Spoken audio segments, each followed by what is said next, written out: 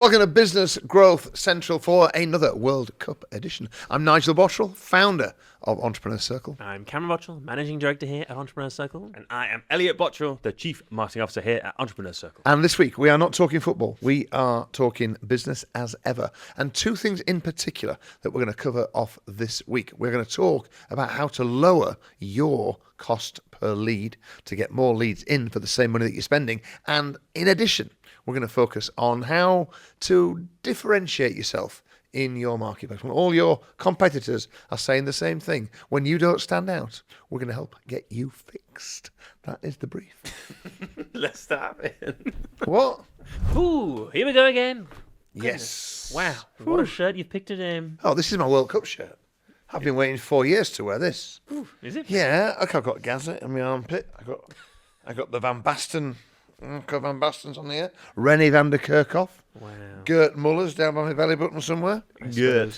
I've even got Jack Charlton. Well, He's on my back somewhere. for the benefit of those who choose to listen to the podcast It's the and World not Cup. view, Nigel is wearing a wonderful shirt which Thank you. has lots of pictures of lots of old-timey football people on. They're all football cards. Look, Gary Lineker's here. Look, there he is. Wow. Yeah. And there's got all sorts.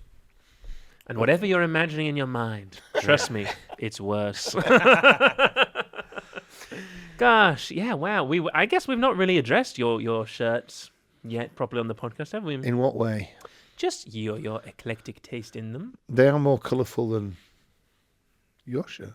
Isn't it funny? Do you think there's some deep psychological thing that's gone on there in that you wear such bright, flamboyant shirts that both of your sons here wear basically the same thing every day? Are you disgusted by your father's Maybe apparel? there's some weird thing going on. Is there some pushing away? I don't know. I should just share what happened actually when we were away. I had a fairly big birthday at the start of this year. The way I celebrated was we all went away over Christmas. We went out to Mauritius. We did. And all the family, and it was very lovely, and partners came around us. I think there were 13 of us Yeah, a lot. in Mauritius. And on the night of my birthday, Sue was unusually prompt getting ready. And she said, let's go and have a cocktail before everyone else gets here tonight. And I oh, that's very lovely. That's what a nice thing to do. Yeah. So we shuttled off down to the bar, and we were in the bar. And she said, oh, I think we should go to the table now. Oh, it's okay, we don't have to rush.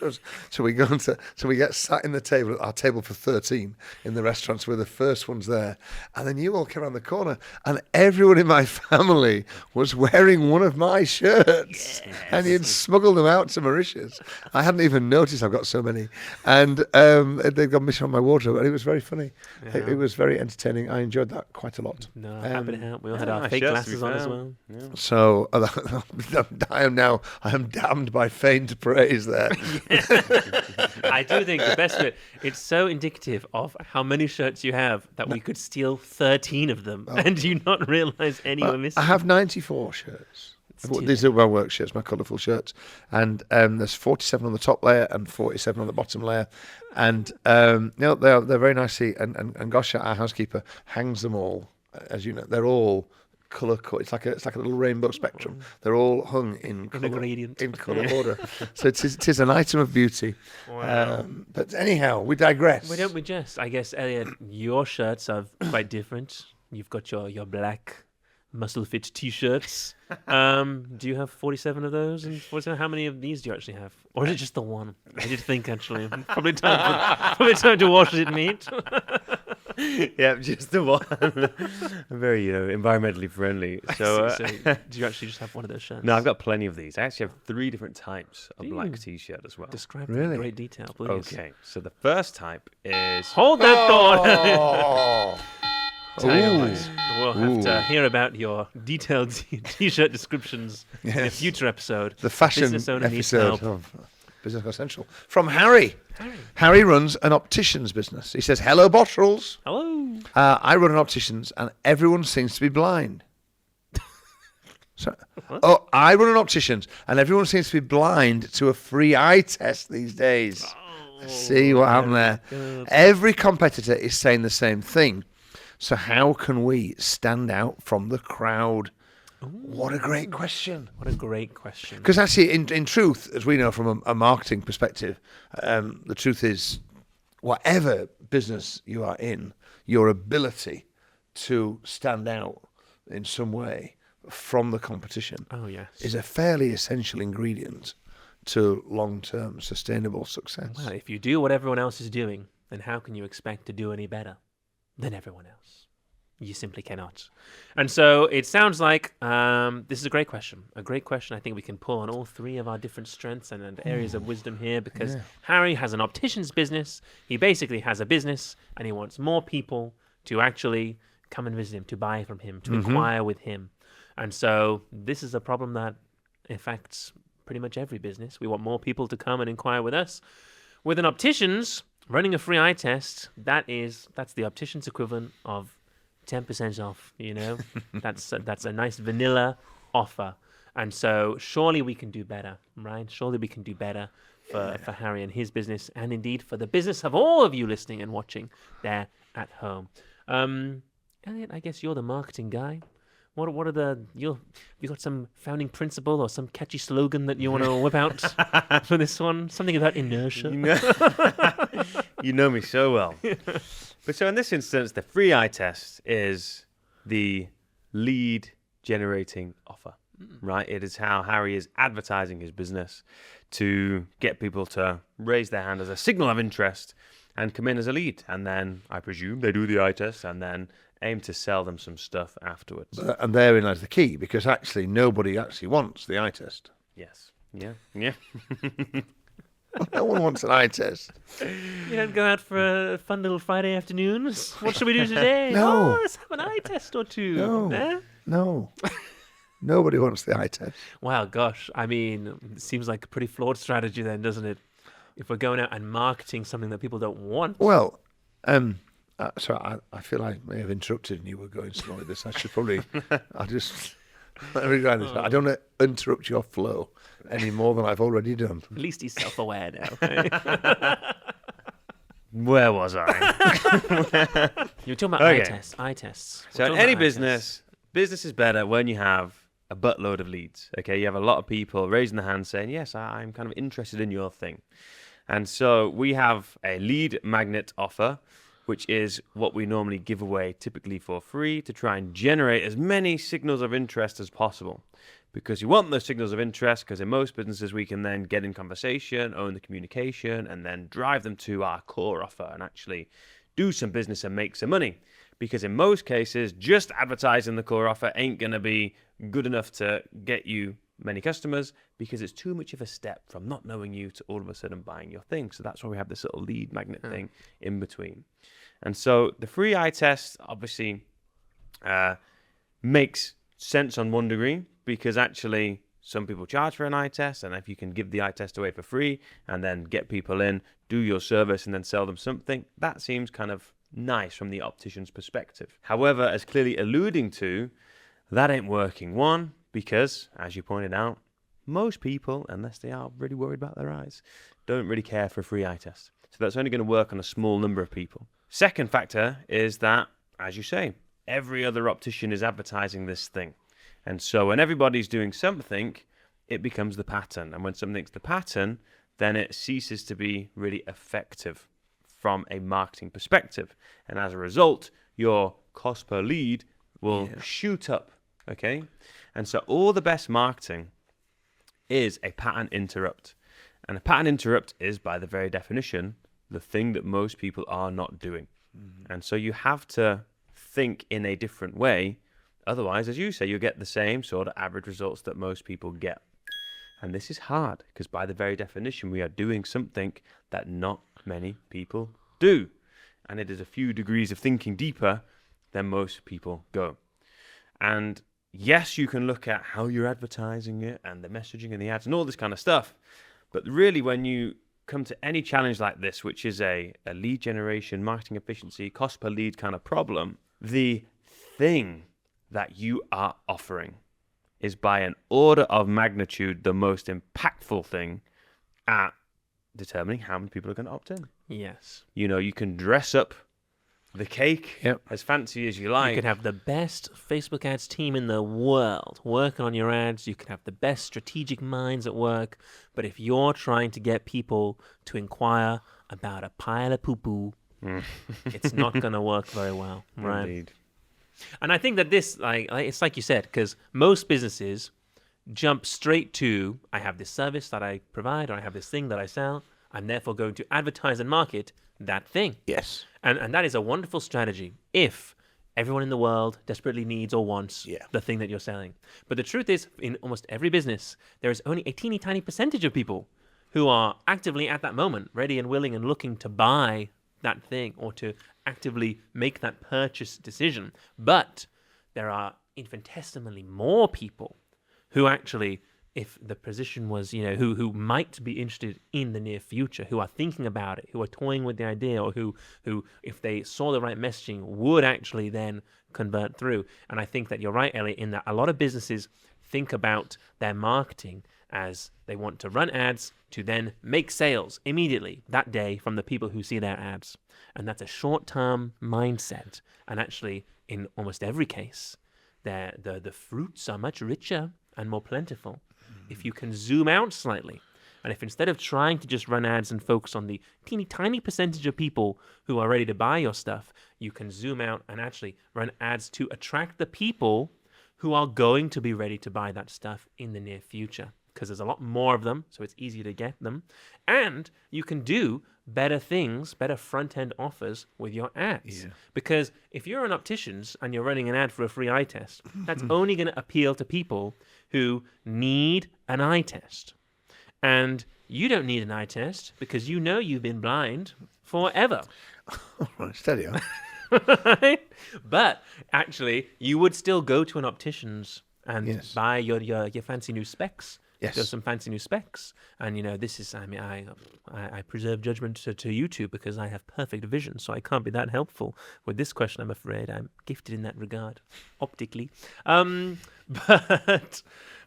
an eye test only attracts people who currently, at the moment, have a problem with their eyes. And there's a whole new world out there of people who actually would purchase from an optician's. Because with an optician's, the money is surely in your fancy designer specs. The margins on those are crazy. Yeah, which is why the competition that we ran for opticians worked so well. I mean, we developed this quite a few years ago now, and lots of opticians use it still today, really, really effectively.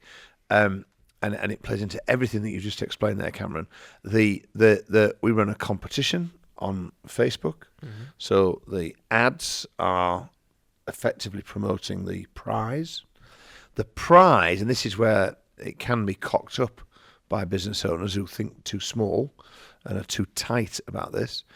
And I remember when I suggested the prize to the guy who, Deepak his name was, who first used this, he did go a little bit pale.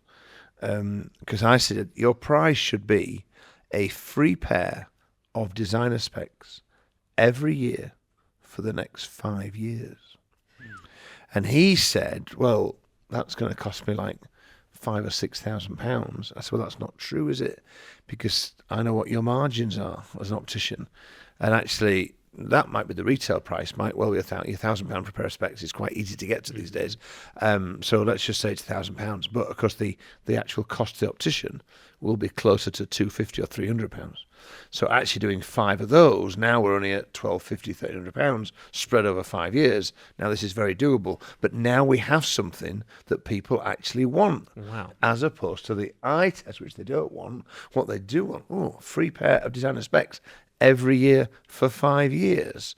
I'll enter that competition, and you're only going to enter it if around this table, only 2 of us are entering that competition, and we're the 2 that the optician wants, because you ain't entering that competition, because you're optically gifted. I'm optically gifted. That's my slogan. So that's not what's going to go there. Yeah, Now, I was going to say, because I think that in itself is a smart strategy, but, a lot of people will be thinking, but even, hundreds of pounds in that prize, quite expensive. But no, because if you zoom out, if you're running ads at the moment to an eye test, yes, and they're coming in at quite an expensive cost per lead, very good. If you're rocking a £20 cost per lead on an eye test, and you only want to spend, £100 a week, say, then you're not going to get many eye tests in a week, probably about 5. Right. Whereas if you switched your ads to advertising this competition, in our experience, you can be getting £1 or £2 cost per leads. Easy, on that, and suddenly for your same £100 spend, Instead of 5 eye tests, if you've got 80 to 100 people in your area who wear and want designer glasses that you can then follow up with appropriately, and we must talk about the follow-up, that's a much better use of your spend. And it's absolutely right. And when we ran this for Deepak, he had one optician store. He opened another one in a new town, used the competition to launch it, and his new optical store went cash positive in month 1 because of the competition, because he ran the same competition, free pair of design specs every year for 5 years. What happens is he got hundreds of entries. The money then comes. He does the draw live on his Facebook Live, makes a big song and dance about the winner. But then everybody else that enters gets the letter, congratulations, you're one of our runners up. You've won a free eye test and £100 off your first pair of specs. Wow. Because of the margins. Because marketing, at the end of the day, and this, and just to be clear, because what we're talking about today, all the principles behind this apply to every business. This is not an optician's podcast. This applies right across the board. And marketing is always creativity plus maths. And it's the maths bit that so many people miss, and you have to do the numbers. And I do get, sometimes it can feel like, oh my goodness me, that's taking a big punt. So you do little small tests. You don't need to take big punts. Deepak puts a lot more money behind his competitions now than he did when he first ran them, because he's got a lot more confidence in the results. That it's much more predictable because he knows what's going to happen because he's tested it and done it. But he was managing to fill a brand new optician store from a standing start at £1 or £2 a lead on Facebook, and he's filling people in, and they're all coming, having their free eye test, buying their spectacles, cashing in their £100 voucher, telling their friends about it, and the whole business is ballooning. But the focus that triggered it all off was on what people actually want, which is not the eye test. Yeah, and I think that this principle is all about actually, instead of going after the immediate sales, which are expensive to get and difficult to get and few and far between, Yes. focusing on actually marketing with a view to building a list, a database, a contact list of the people who are your ideal customers. Because once you've got that list, that's just the start. Because actually following up properly with that list, whether it's the immediate follow-up with the competition offer, the runners-up campaign, but actually sending the right useful stuff, the right seasonal offers, whatever it might be, you've then got this pool of people, and you've spent the money now on the Facebook ads and the marketing to generate these leads, to get these inquiries, to get these people who you know are the right kind of people, and then it's the right communication that comes after that when you can mop them up and turn them into sales. And I think that this is the key for a lot of people, is looking at what is your front end offer, what is the offer that you're actually paying to put out into the world, and how can you make it something that people really want, because the more people want it, then the lower your cost per lead is going to be. When your cost per lead goes down, it's not some magical wizardry thing. It's not some bloke at Facebook going, oh, yes, you're trying hard, I'll lower your cost per lead. Your cost per lead is low because it's working so well. Yeah, that's right. And that's all it is. The cost per lead is just the maths, right? Is where you're paying to show this ad. If more people take advantage of it, your cost per lead goes down, which means that you can afford to show your ad to more people and get more leads as a result. And the key there, like Elliott said earlier, is the quality of the offer. And I like this new phrase. I think we should get that on a t-shirt, because business is more fun with a butt ton of leads. Is that the phrase? That was Elliott's phrase from earlier. Yes, it was. I recognise the phrase. I thought you were going to talk about the second t-shirt is I'm optically gifted. No, that's add that to the merch line. Okay. Have we got some examples of good offers then that can reduce lead cost and make businesses more viable and more exciting? Yes. Ooh. Shall I start? Please do. Let's. And I think actually, fun little story time, because we had a business many, many years ago, which was called Lead Cycle, which was a business which was actually focused entirely on generating leads for businesses. And we would run exclusively Facebook lead ads, which are the ads where you click on Facebook and the little form pops up. You fill in your details. Lovely stuff. Very straightforward to do. And we would run lead ads for people. And we knew that the key measure of success with those ads wasn't actually the skill and capability of our ads managers, which is evidence because you were one of them. So goodness gracious, in your student years. But it was the strength of the offer that we were promoting. that's right. And that fed everything. Yeah. And it was such a big training thing because that was a pretty big business at its peak when it was scaling up. We had a whole team of ads managers. But these were young people. They were new people. They didn't know what great offers were. And so we actually created an internal document, the Offer Bible. Yes. Which was this collation of every business type and great offers that we had run that had worked well for them. So if you were stuck, you could look through for inspiration.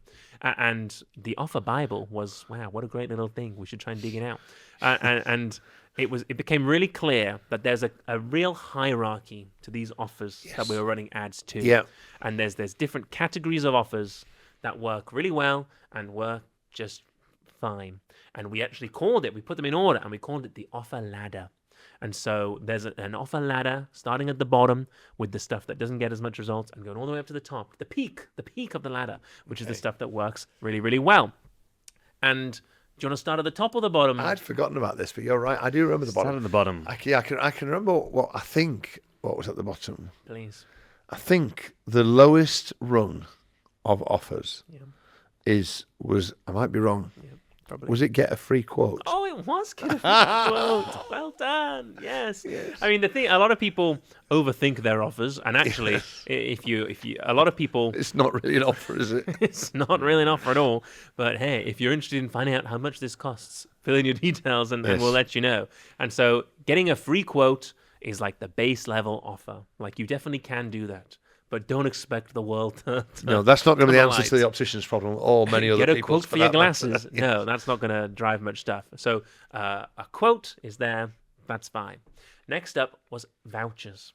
Okay. Vouchers. Okay. Actually, not just we're running a discount, but actually, here, claim your voucher. Oh, I see. Yeah. So it's almost like you position it kind of like a gift card, almost like you're claiming your voucher. So whether it's a fixed amount off works a lot better because it feels more like a tangible thing that you're Feels like getting. money. Yeah, You've exactly. got £10 or £20 or £30 voucher. And so again, if you're, we had a guy who sold it was heavy metal T-shirts, and he did great with this voucher thing because his ads were like, oh, claim your voucher off this T-shirt, which was like just not enough to get a T-shirt, which meant to get a T-shirt and then to get free shipping, you basically had another T-shirt. The maths worked out wonderfully for him, but that was his offer, was this voucher. Get this voucher off, put your details in, get the voucher, bada bing, bada boom. So that one worked better. Okay. That was fine. Quotes, that worked well. vouchers. Quotes and vouchers.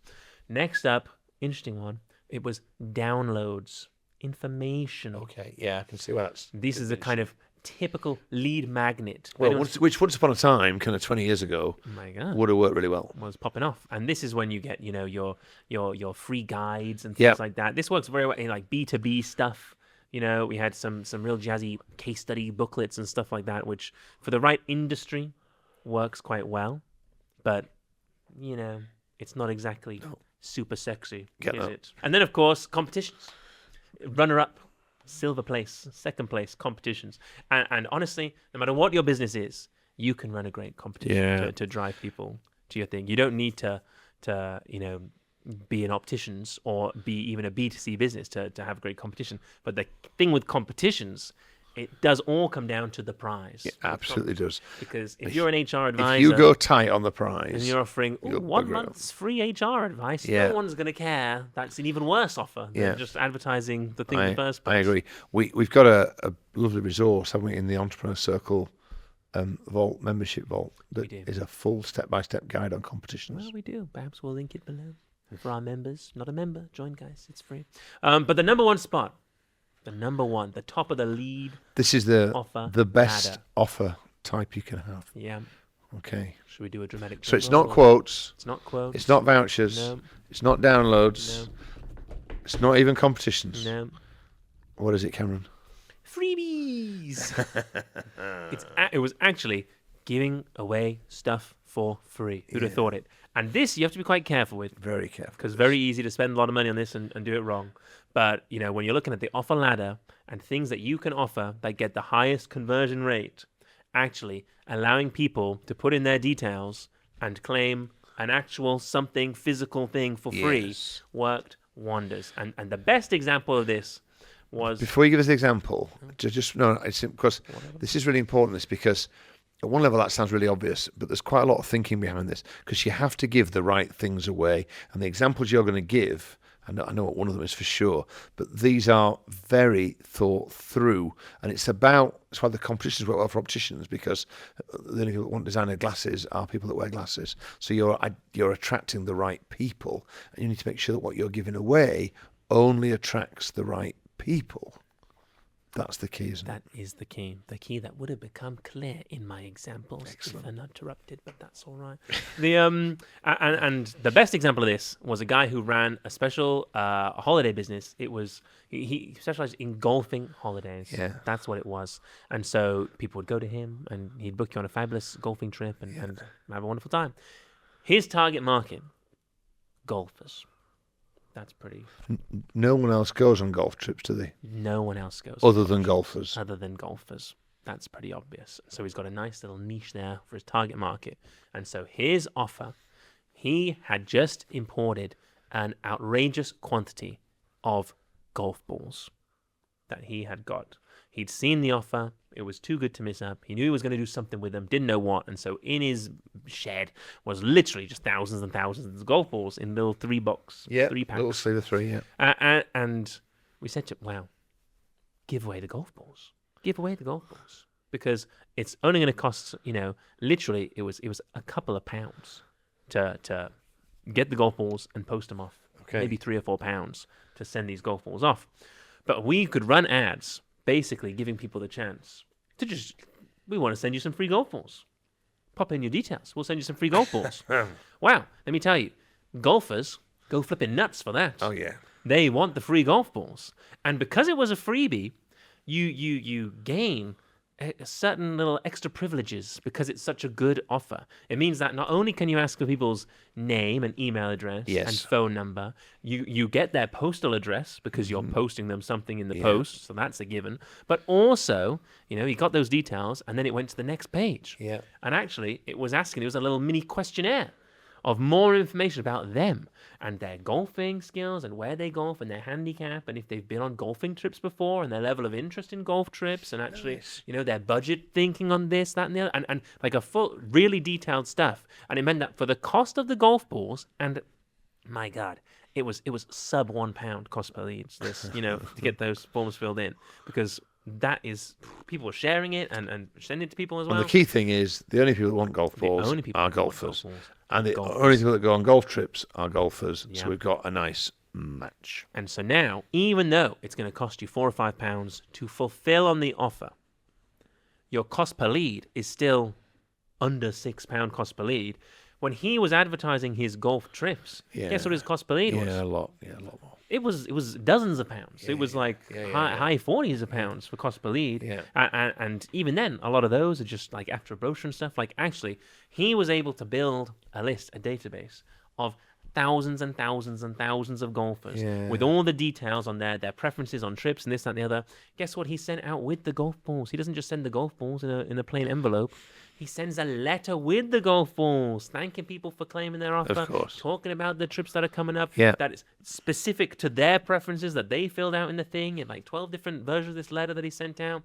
Honestly, that completely changed the game for that business. And so, a lot of people, the thought of offering something away for free, you go straight to the costs of that and the costs of the thing itself and the postage of it and all that stuff there. Yeah. But you've got to weigh that up against actually the benefits in your cost per lead. Because if your cost per lead comes down sufficiently to cover the cost of the thing that you're giving away, you net out, except you don't just net out, because you net out with a butt ton of leads. And as we all know, business is more fun with a butt ton of leads, right? Too right. Get that on a t-shirt. Yeah, I had another very good example of this in a company that sold very fancy timber to architects who would then use it in very Fancy fancy wood. houses. And so they offer free samples. So you could order, I think, up to 5 free samples of their different woods that you would potentially use for your project and ship them out.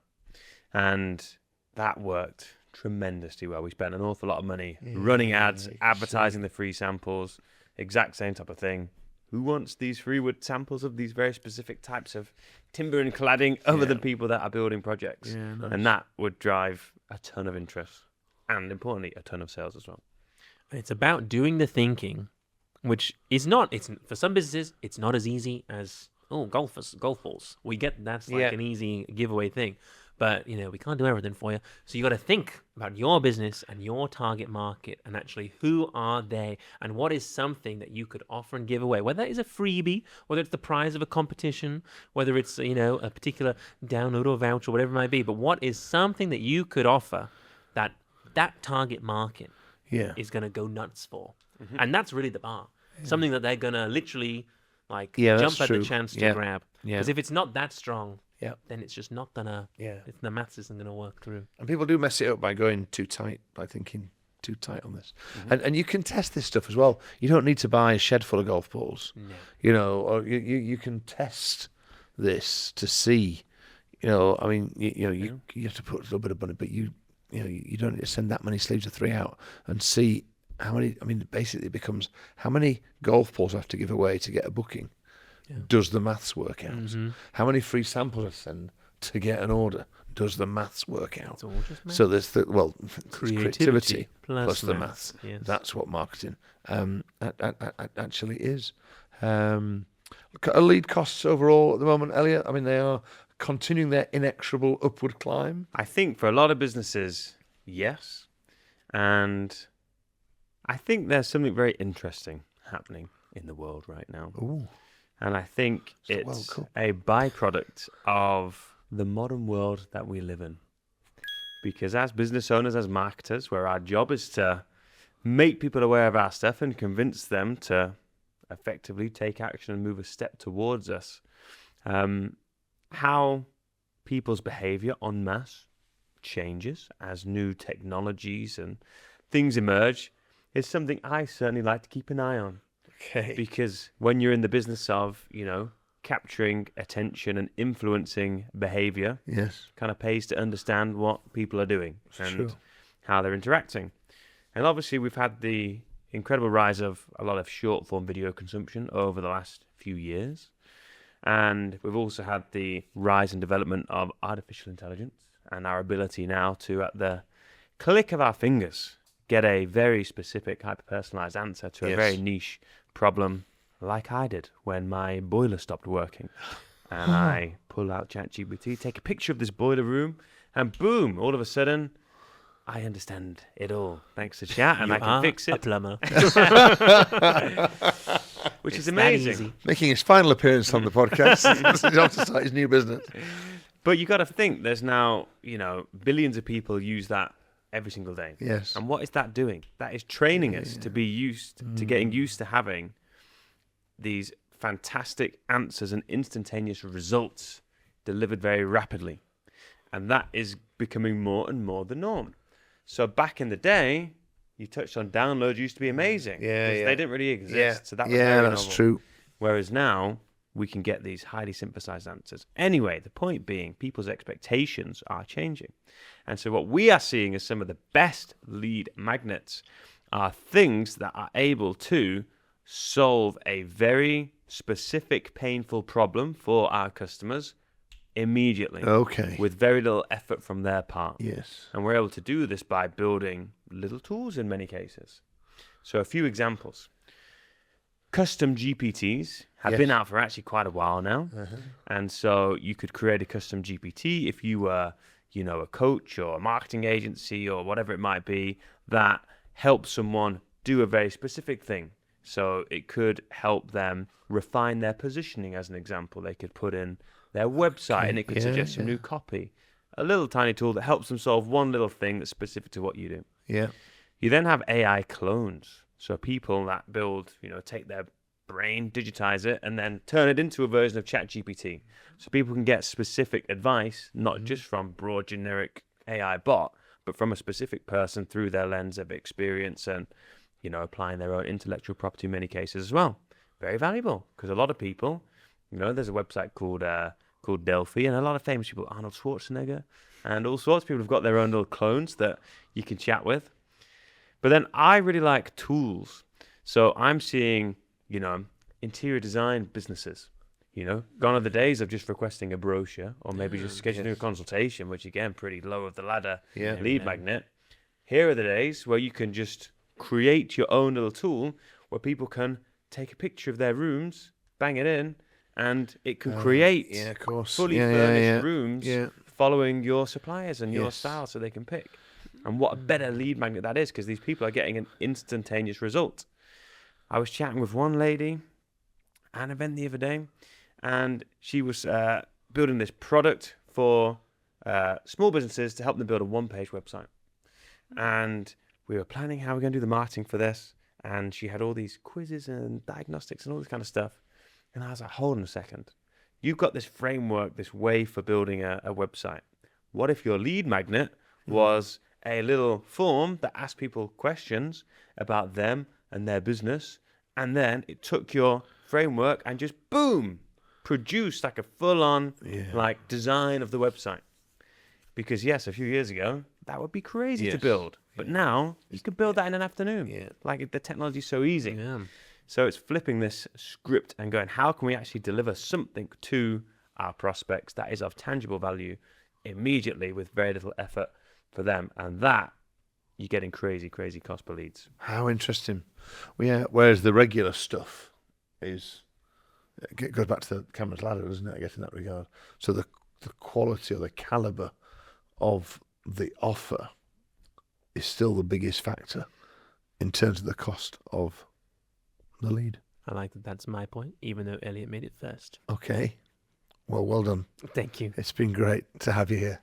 Thank you so much. I think the key take home is this. Guys, no matter what business you're in, no matter what industry, no matter what niche, no matter who your customers are, business is a lot more fun with a butt ton of leads. Boom. Says the optically gifted man. Let that be the takeaway. Okay. Thanks for being with us this week. Hope you enjoyed it. Hope you found it useful, most importantly.